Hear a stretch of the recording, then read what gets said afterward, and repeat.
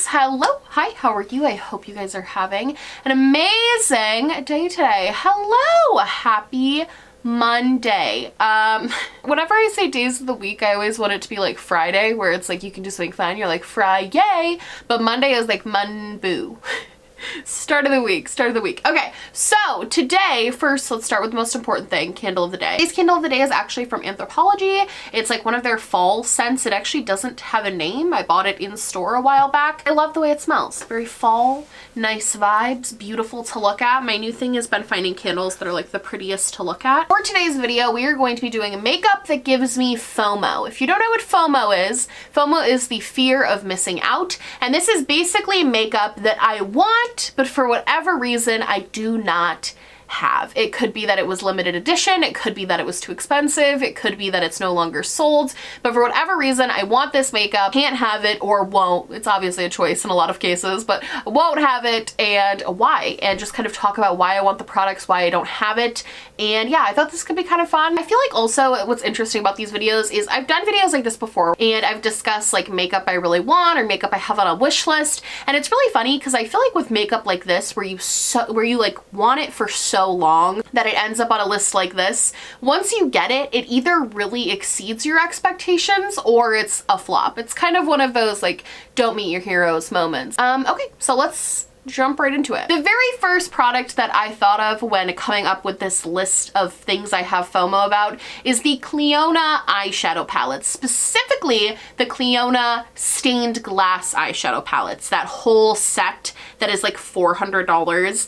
I want these eyeshadows so badly, but number one, I just can't justify the price. It's not even that like I'm super against expensive makeup and I don't think they're worth the price, because based on what I've seen, they're absolutely worth the price and like people seem to really rave about them. It's more I can't justify the price for me as a person, because I know that even though I would love those jewel toned like beautiful shades, realistically they're not ones that I'm going to use all of the time. And if I'm going to spend that much money on shadows like that, I really do need it to be something I'm gonna use all of the time. Even my Pat McGrath shadows, even though they're super unique and different, they are shadows that I wear on like an everyday basis. Whereas because of the tones of these shadows, I know that I just wouldn't wear them as much as would be needed to justify a purchase like that. It's also one of those weird situations where they do come in smaller bundles that are cheaper, but it's kind of this like all or nothing mentality with those shadows. I can't really just pick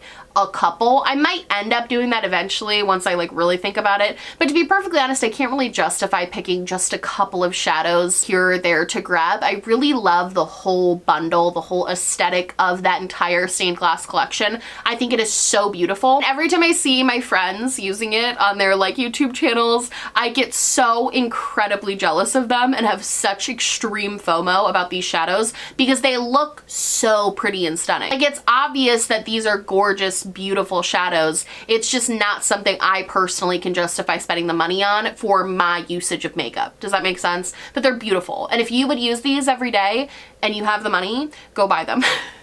And then tell me how they are and tell me if I should buy them too. I don't want to buy them because I don't want to spend that much money, but I also like beautiful. I figured I'd just lump all of these sort of like reason I didn't buy it was because it was too expensive together. So the next one is the Tom Ford Highlighter Duo.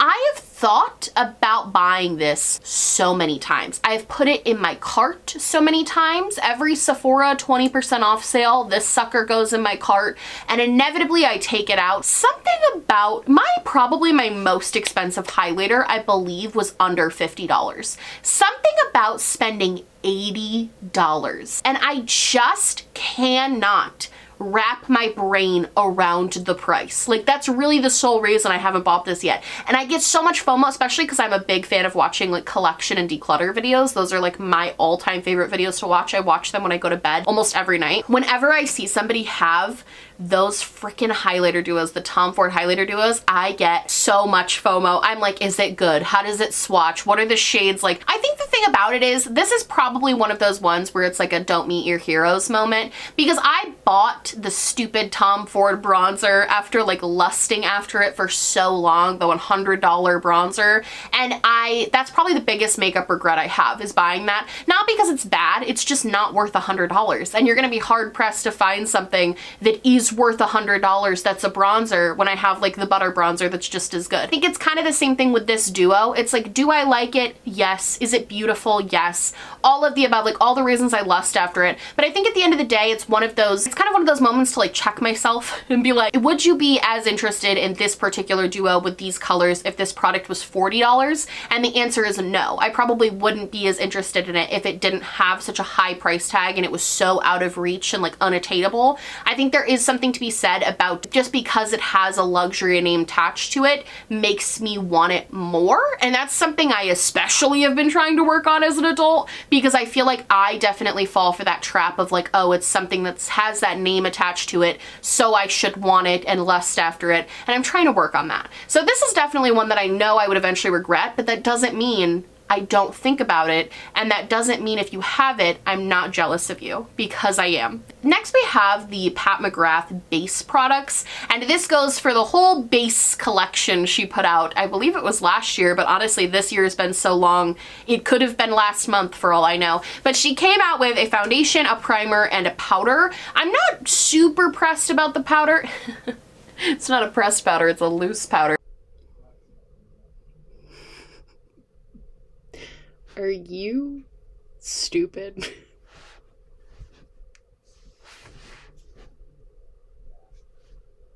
That wasn't even funny. I'm not super obsessed with the powder, but I was really lusting after the primer and the foundation, especially when they first came out. I was like, oh my God. The big reason I didn't buy this at the time, and the reason I keep not buying it, is because I just don't really particularly need a new expensive foundation. I have a ton of foundations and I don't need more, much less more, that are that expensive. I don't know if anybody else feels this way, but whenever a new foundation and primer come out, I always have this want to buy them together, because which I know brands do this on purpose, but it feels as though they like came out together and they're marketed together, so they're meant to be used together. I think the other big reason I have a lot of FOMO about these products is because the packaging is so elite. Like the packaging is so nice, so elegant and sleek and beautiful. The same reason I love all of Pat McGrath's stuff. And it's the same I knew that the bottle would be like weighted and heavy. The box it came in was super luxe and bougie.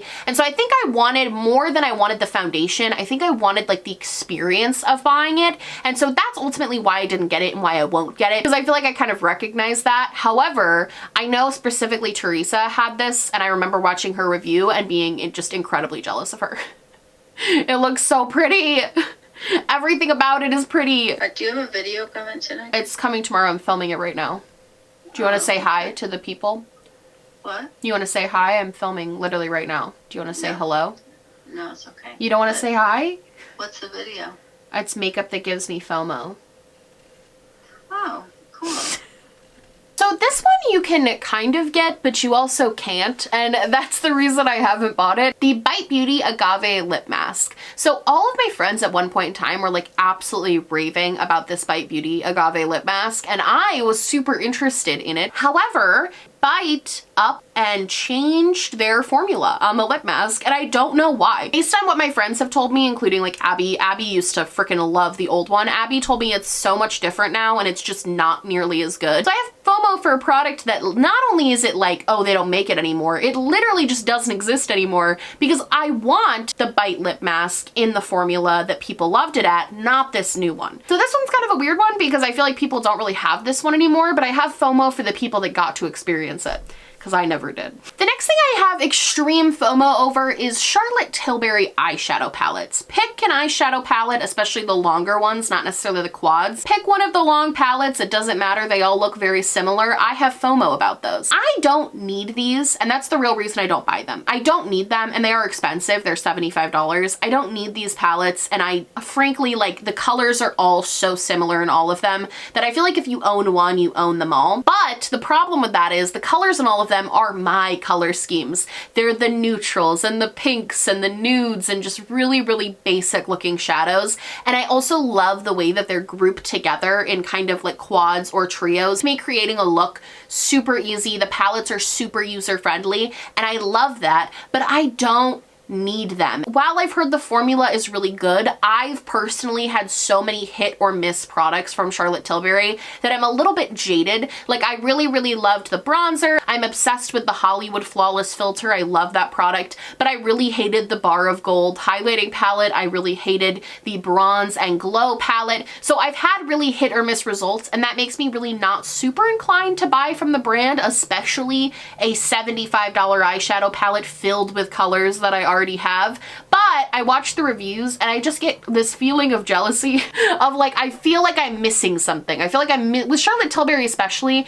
there is that vibe, there is that sense of like, you feel like you're missing out on something when you don't buy the products, which I think is kind of weird. There's not a lot of brands that I feel that way for, but for some reason, Charlotte Tilbury products just get so much hype on YouTube. And again, sometimes they've met that hype and other times I felt like they're horrible. So it's one of those brands that I just don't necessarily trust enough to put that much money into. Next is the GlamGlow masks. There is no reason that I can't buy one of these masks right now, except at this point, it's been so long. I wish I could teleport myself back to like 2016 and buy these GlamGlow masks when they were like the trendiest thing on YouTube. I remember everybody was obsessed. Do you guys remember this? The GlamGlow masks. I had such severe FOMO around that time about not being able to have one. I remember I bought with my Sephora points one of the like My Little Pony ones that had the glitter. That was awful. Like, hated that. I actually gave it to my friend and she likes it, but she was like, yeah, it doesn't do anything except leave glitter all over your face, which is true.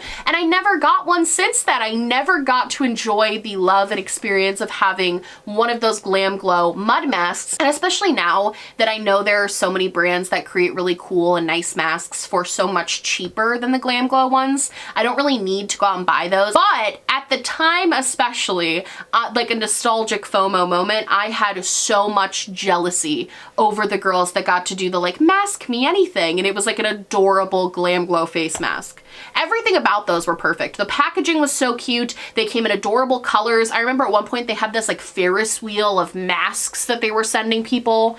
Oh my goodness. Okay, this next one might actually surprise you guys because I don't really love the brand and I talk a lot of crap about them, but especially back in the day, Too Faced Peanut Butter and Honey palette. First of all, let me just preface this. I bought that frickin' peanut butter and jelly palette on like Poshmark. I bought it used because I wanted it so badly and you couldn't buy it. This was back in like 2016 and you literally could not buy it in stores anymore because it was limited edition. You couldn't buy it in stores anymore. So I went online and found it used and bought it. But I loved that palette. I actually really, really, really liked it, especially at the time because I was really bad at doing my makeup and it was so easy to use. It was so user friendly to create like a fun little neutral look. So when they came out with the peanut butter and honey, I really wanted it, but it got horrible reviews. Everybody said the little yellow, the pop of yellow that everybody loved was actually like the worst yellow ever, and people said the quality was so bad. So I never got it for that reason, but now looking back, I do wish I had bought it just to try for myself,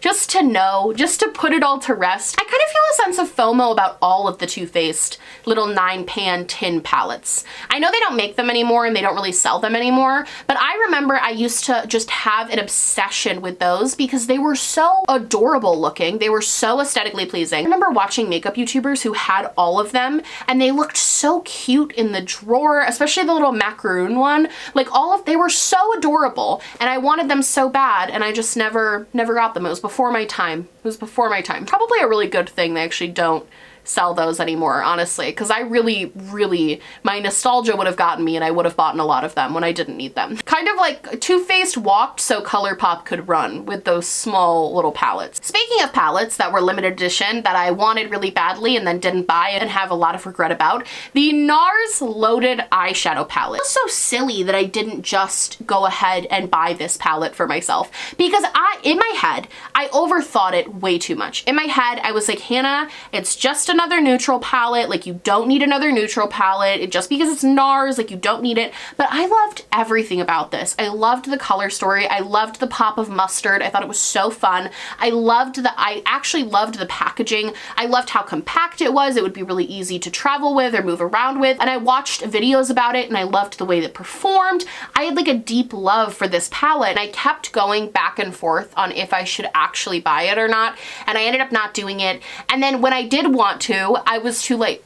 It was too late and I couldn't buy it, and I'm really bummed about that one. This is one that legitimately kind of bums me out because I bought palettes similar to this since then. Like I have the Raw Beauty Christie palette, I have the Artist Couture palette. There are ones that I own that are similar, but this one always sticks out in my mind as a palette that I really just like blew it. I really just overthought it way too much, and when I should have just bought it. I feel like there are sometimes it's really good to think things through, obviously, when you're purchasing makeup, especially makeup that's that expensive. But at the same time, sometimes I feel like I overthink things way too much and I kind of wish I had just like done it. Finally, this last product I have FOMO about, but I won't buy because I actually just don't support the brand, but I still have a lot of FOMO for people that I know that have it, and I've actually gotten to see it in person and I think it's beautiful, and that is the Lime Crime Venus XL, the first palette. Here's the thing, and this, I actually want to talk about this anyway because I think Lime Crime as a brand I have a lot of thoughts on, and I think this palette in particular, like, it was so beautiful. They put out gorgeous stuff, there's no denying that,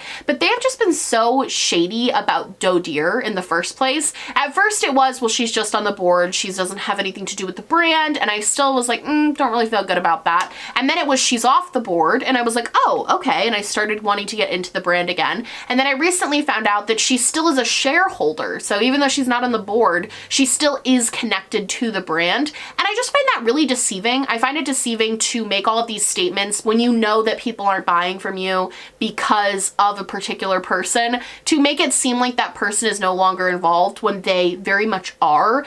It just feels really icky and like deceiving to me. On top of that, they've had a ton of security breaches, just like a lot of stuff go on with them that has made me not really trust or support them as a brand in an ethical sense. So I can't buy this for ethics reasons of my own, but I think it's beautiful. Like, I think objectively, it's a gorgeous palette. The pinks and the purples, it's just so pretty. Especially at the time when this came out, this would have been like everything to me if I'd felt like I could buy it. I just didn't feel like I could. So I still do have FOMO about this one though. I think about it a lot. There's certain palettes that are kind of like the ones that got away, that I definitely still get pretty severe FOMO about those. And I think about them a lot. I do. I also have way too much free time. The fact that I'm like, yeah, I think about makeup like a lot. Too much free time on my hands. That's gonna be it for me, you guys. I hope you guys like this video. Please tell me makeup that gives you FOMO. Tell me if you have any of these products. Are they amazing? Am I justified in my fear of missing out? Am I not? And yeah. I love you guys so much. I hope you liked this video. If you did, please like and subscribe, or just like, or just subscribe, or do neither. Honestly, just so happy you're watching me. Thank you so much for being here. My brand new Spooky Glow merch will be linked down below, along with a link to register to vote. That's right, you can click on that link, you can register to vote, and you can be part of your democracy. So fun. And along with that will also be my little social justice spotlight. You can click on those links, you can sign petitions, donate, stay informed, stay involved, and yeah. I love you guys so much, and I will see you in the next one. Bye!